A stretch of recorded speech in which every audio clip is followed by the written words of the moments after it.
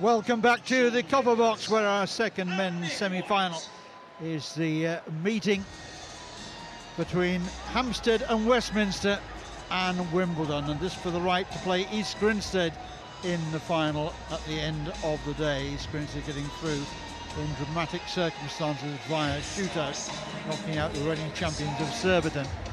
Well, joining me for this one in the commentary box, and we're already perched high above the stadium here.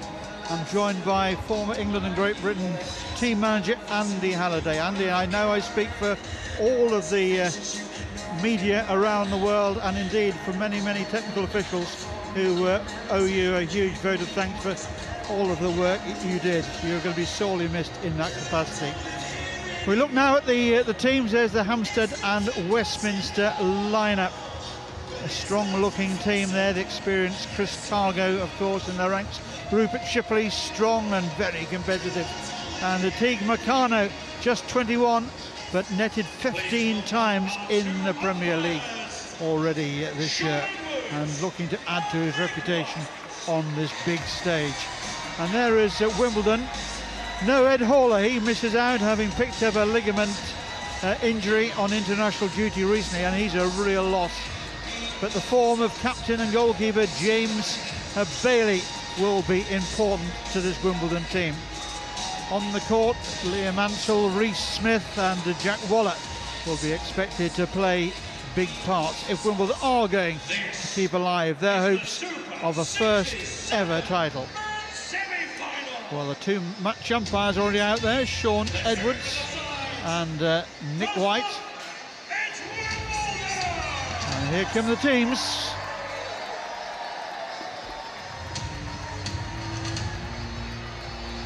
Here are the Wombles, first out of the traps from that far corner. There's the talismanic Reece Smith towards the back of that group there. And Andy will hopefully be able to tell us a little later on of some very important and excellent work that Reece has been doing in this neck of the woods. So we've got two umpires, we've got one of the teams. Just missing the boys now from Hampstead and Westminster. And here they come. Mark Edwards captaining them today. Some broad smiles on many of the faces there. They'll be hoping they'll be smiling at the end of it. Andy, we've had one fantastic men's semi-final. Can we expect a second? We've got a lot to live up to there, Nick, I think.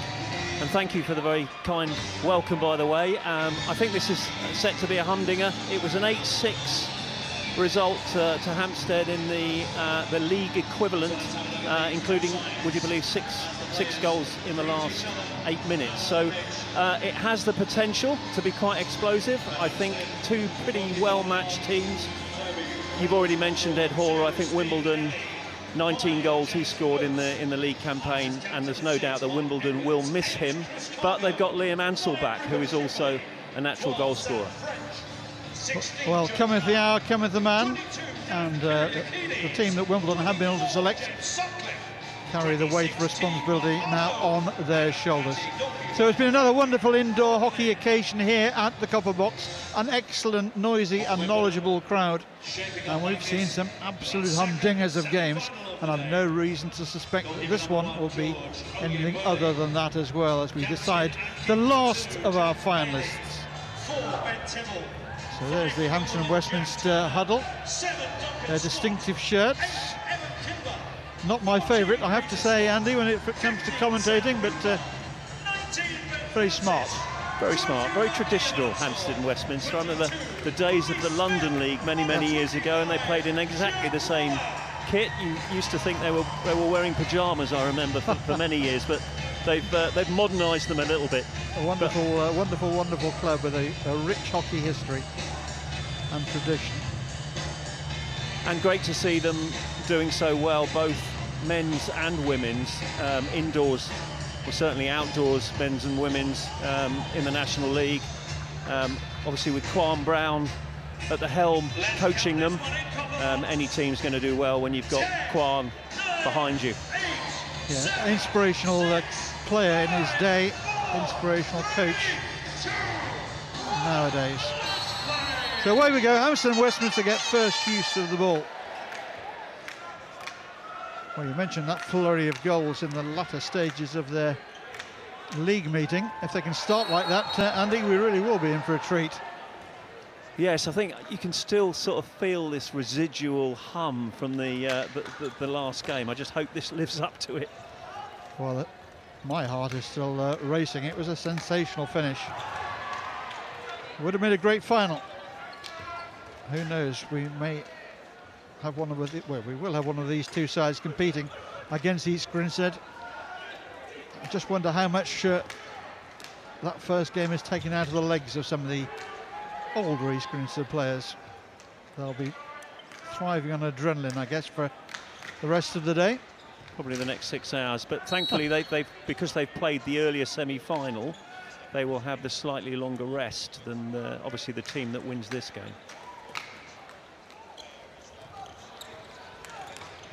Hampstead and Westminster going the long way round, trying to find the Wimbledon back door.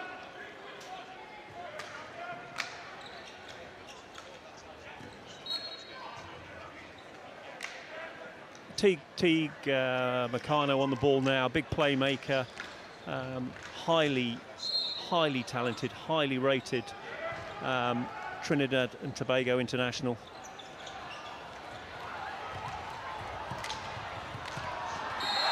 Well, it's ended up in the net, but it won't count.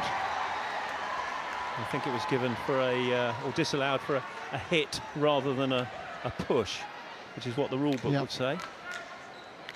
Nick White was all over that one. Nick White on the far side.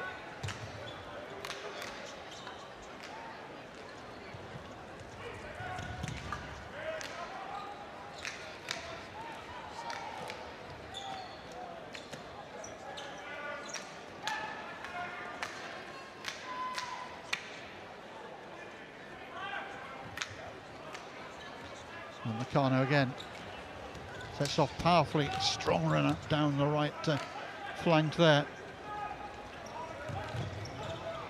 One of the really important sort of elements of indoor hockey is, and it might sound very obvious, but it's elimination, and you get very few people who can eliminate one-on-one in indoor. Meccano is one of those players.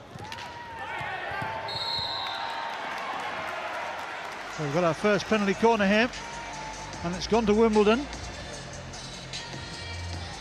I think Chris Cargo there just checking with Nick White what it was given for, although Nick White clearly, and this is what we've seen all day so far, the really good communication between the umpires and the players, and that was given for Toby Reynolds-Cottrell as he came across. The ball just popped up off his stick, and unfortunately the lifted ball, that is a penalty corner.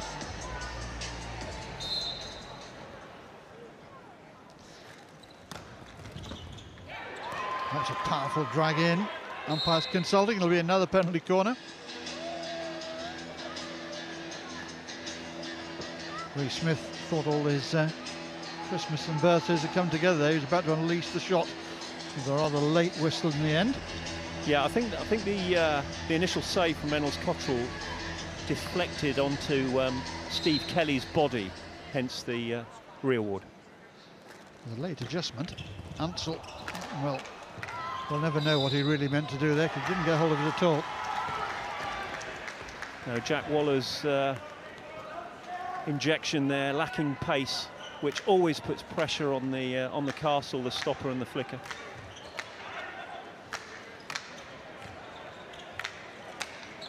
So Hampstead and Westminster playing the ball around at the back, having withstood that little flurry of Wimbledon attacking.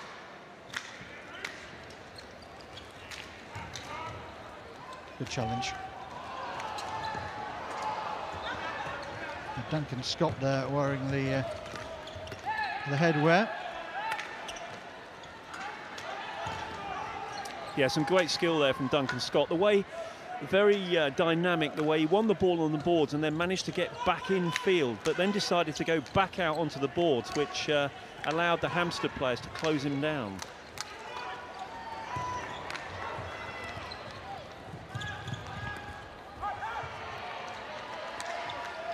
Scott goes down there, legs giving way as he tried to work his way into a goal-scoring position. Legs just wouldn't carry him where he wanted them to. So Wimbledon making some changes. They've started the game brightly here. Lovely first-time layoff down into that corner. It's Ben Francis over there. Just holding play up. Trying to drive the ball onto the defender's foot. Good defensive work there from Hampstead. Very well sort of shepherded into the corner, and what you'll find is that you have to, once you get in the corner with the ball, you've got to get out really, really quickly. Otherwise you get closed down. And the teams that do very well at indoor, you'll notice there is an instant decision to get the ball out of that area into space. Nicely worked in the circle. Shipley keeping it live and finding an unguarded foot there, and a rather soft penalty corner conceded there by Wimbledon.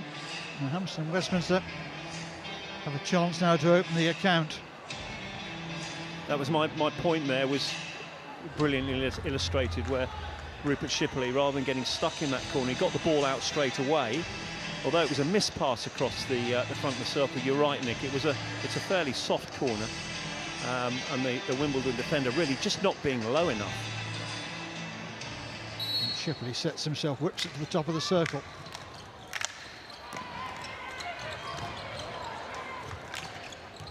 Ballkeeper's come a long way. Made the intervention that he was looking for.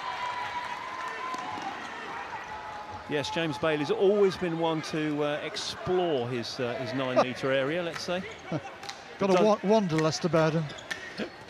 Does it very effectively.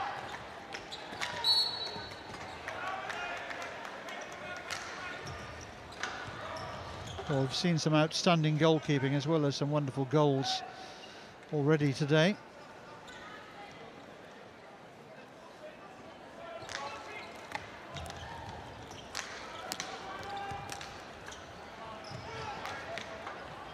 That's a lovely ball.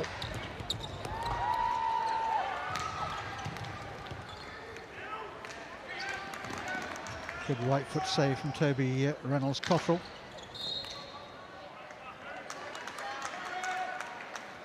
Former England indoor capped keeper, now playing for Wales. That's not far away.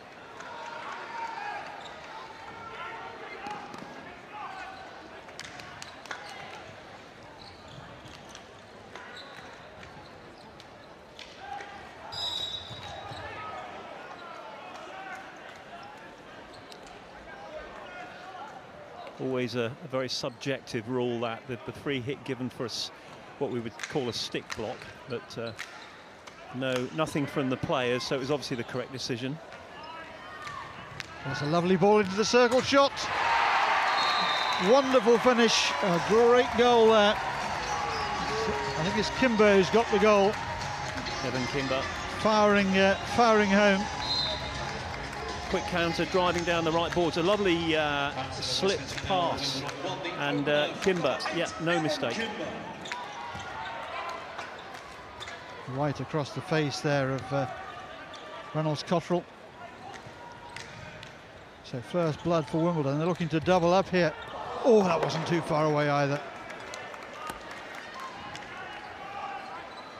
Good work by Liam Ansell, just trying to create himself a little bit of space there. Wide of the target, sadly.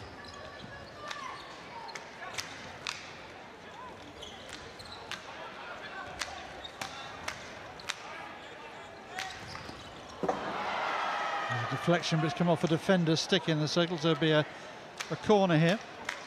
Hampstead taking it quickly. Just under 2 minutes for them to get back on level terms before the first break at quarter time, but here's Wimbledon coming forward again. The pass was on if he could have found it.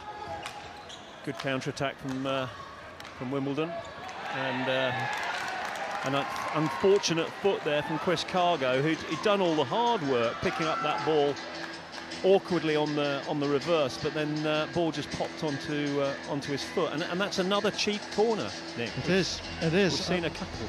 Well, it could prove to be very expensive depending which way you look at it, if this one goes in. And Cargo's at full extension there, and although he got his stick on the ball, he couldn't move away from his own feet as his feet followed the head of the stick. Reynolds Cottrell has so far 4 from 17 in the league, and today corners scored against him. That's a good save. Good sliding left foot save. 4 from 18.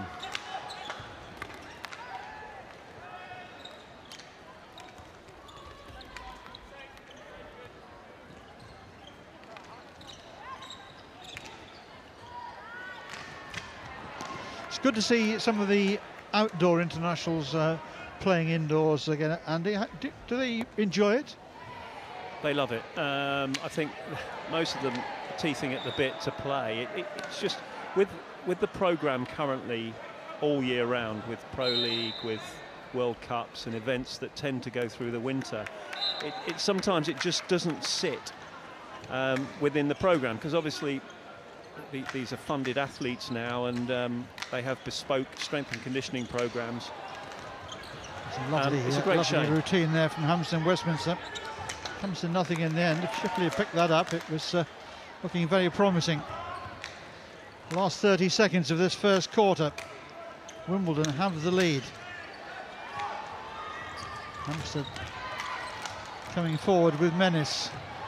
Smith picks it up very cleanly and goes through some choppy waters there with Chris Cargo mixing it up.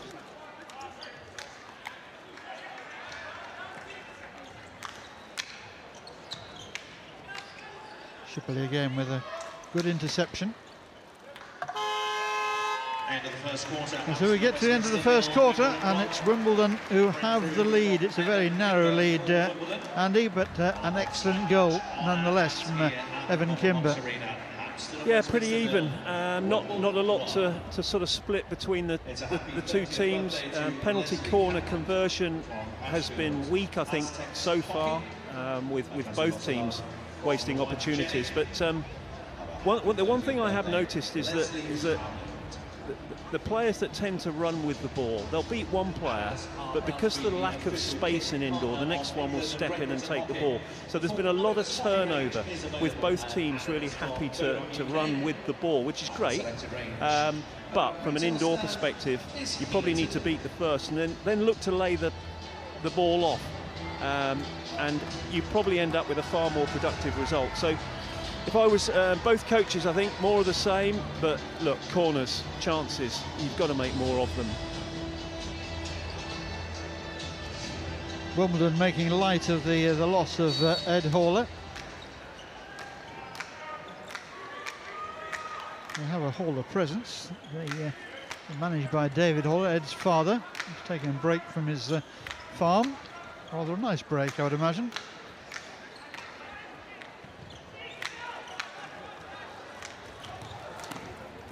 His fields are anything like the fields around where I live. They'll be pretty wet at the moment anyway.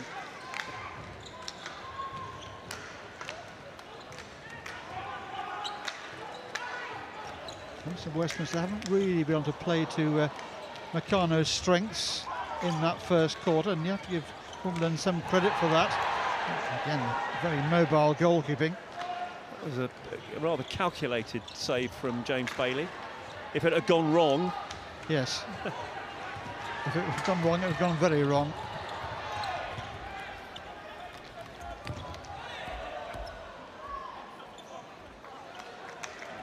Umpire having a long look at that, but in the end decides that it's nothing more than a clearance to the defence.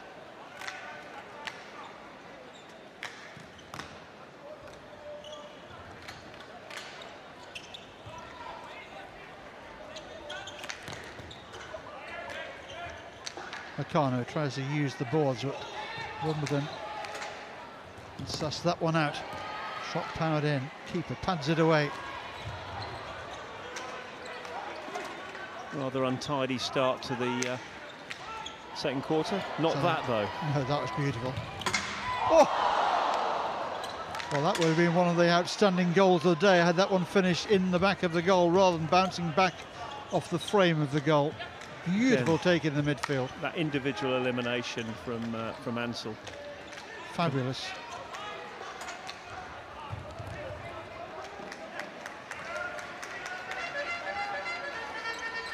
Plenty of evidence of outdoor hockey at the moment, Nick. I think some of the sort of the more specialised indoor skills, the quick passing, the first-time passing, not seeing too much of that. Pro League tickets are for grabs.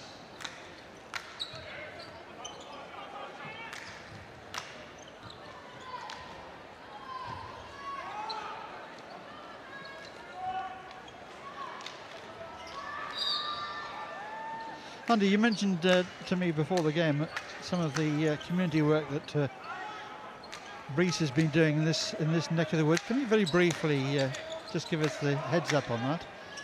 Yeah, he's done a fantastic job in southwest London, Wandsworth. Spencer, in fact, a club that you and I will remember well from London League days. Spencer Links. It's a brilliant initiative to give youngsters often.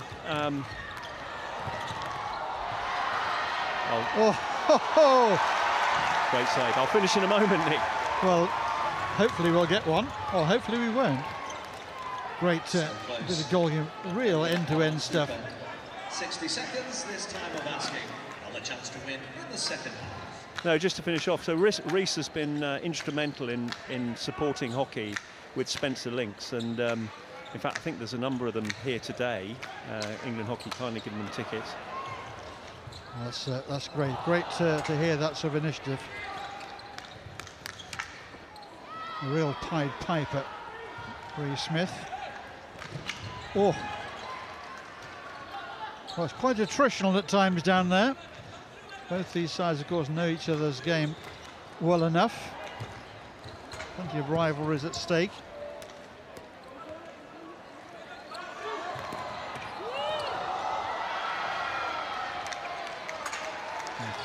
Good work from Jack Waller there.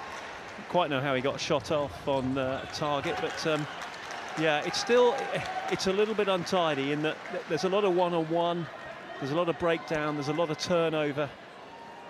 We've seen when we get the passing slick, the damage that we can do to the opposition.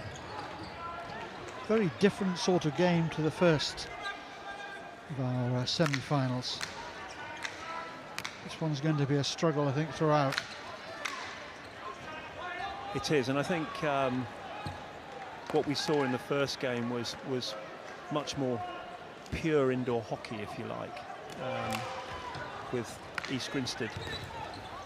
Such a you know, so much history, 14 titles against the Surbiton, coached by Mark Pern, national champions.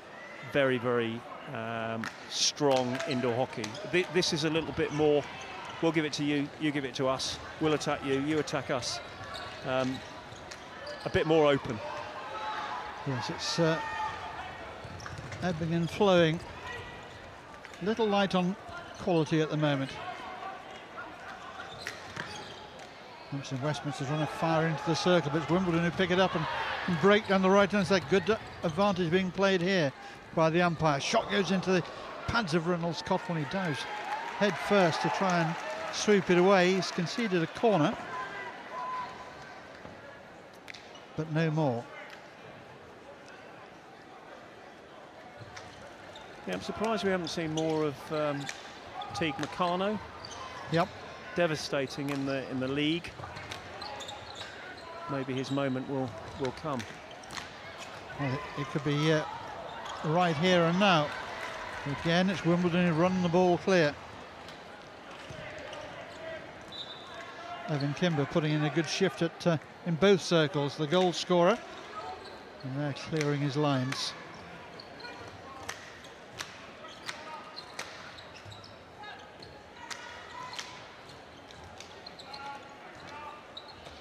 Teague on the ball again. Yeah, it's a sort of moment that needs Quan Brown, but I've just glanced down and he's got his jeans and his polo shirt on, so probably suggests he's not going to be playing. This is one of those moments where he comes on with a little bit of magic. He was a wonderful, wonderful player indoors, a real crowd pleaser. And I say he's not playing, Andy, but I bet down there on the team bench he's playing every ball and every move. Looking at his body language, I totally agree. Arms folded, barking instructions. And there's a chance here for Wimbledon, which they don't take. There's a classic example of what I would term outdoor hockey. So had Duncan Scott slipped that ball back to Jack Waller into the circle, that was a certain goal. Instead he chose to shoot. Yes, and there's been 2 or 3 occasions now where Wimbledon have come close but have not delivered the final shot into goal. And with the scoreline as it is, just the single goal advantage they have, they may pay for that later in the game. But Hampstead and Westminster at the moment just struggling to find their true rhythm. Oh, well, it's taken off the line. The goalkeeper was absolutely nowhere, wasn't even in the frame. And it's not over yet because Hampstead and Westminster have won themselves a penalty corner here. Yeah, James Bailey, I think, overcommitted there. Ball played around him. Thankfully, he had Ben Tibble on the line, but it was a fairly weak shot. If it had been off the ground, certain goal. But Ben Tibble able to save it fairly comfortably. Sean Edwards just walking into the Wimbledon group there. I think there's been a couple of views expressed as the corner was given. Sean just nipping that in the bud. So Chris Cargo prepares to push out from the baseline. Out it comes with pace. More pace, in fact, than the shot that went back in. Cargo lays it off again. Again, Bailey's come a long way off his line. I'm sure that'll be something that Quan notices. Yes, if you can play it around him, you can take the goalkeeper completely out of the equation. But absolutely, as they nearly did there in that last attack. James is a very experienced and very handy indoor goalkeeper there, and I'm not going to offer him any advice. He knows exactly what he's doing. He played the famous, you may remember some years ago when there was an experiment where indoor hockey went to 5-a-side. I do remember it, yes. And we were able to substitute on and off. Yep. So it came like a game of handball, which meant that James Bailey was on and off the pitch probably 20 times a game, if possibly more. Yes, it was one of the less attractive rule experiments that we've had over the years, that one.